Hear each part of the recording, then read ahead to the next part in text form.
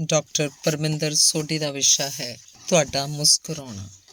ਜਿਵੇਂ ਫੁੱਲ ਸੋਹਣੇ ਹੁੰਦੇ ਨੇ ਉਵੇਂ ਹੀ ਮੁਸਕਰਾਹਟ ਵੀ ਸੋਹਣੀ ਹੁੰਦੀ ਹੈ। ਜੇ ਤੁਸੀਂ ਕਵਿਤਾ ਪੜ੍ਹਦੇ ਹੋ ਤਾਂ ਸਮਝ ਸਕਦੇ ਹੋ ਕਿ ਫੁੱਲ ਮੁਸਕਰਾਉਂਦੇ ਨੇ ਅਤੇ ਮੁਸਕਰਾਉਂਦੇ ਚਿਹਰੇ 'ਚੋਂ ਫੁੱਲ ਝੜਦੇ ਨੇ। ਇਹ ਵੀ ਤਾਂ ਸੱਚ ਹੈ ਕਿ ਕਿਤੇ ਨਾ ਕਿਤੇ ਕੋਈ ਇੱਕ ਮਨੁੱਖ ਅਜਿਹਾ ਜ਼ਰੂਰ ਹੁੰਦਾ ਹੈ ਜੋ ਤੁਹਾਨੂੰ ਯਾਦ ਕਰਨ ਵੇਲੇ ਮੁਸਕਰਾਉਣ ਲੱਗਦਾ ਹੈ। ਬੁੱਧ ਦਾ ਚਿਹਰਾ ਗੈਰ ਗੰਭੀਰ ਹੋ ਕੇ ਵੀ ਮੁਸਕਰਾਉਂਦਾ ਜਿਹਾ ਲੱਗਦਾ ਹੈ।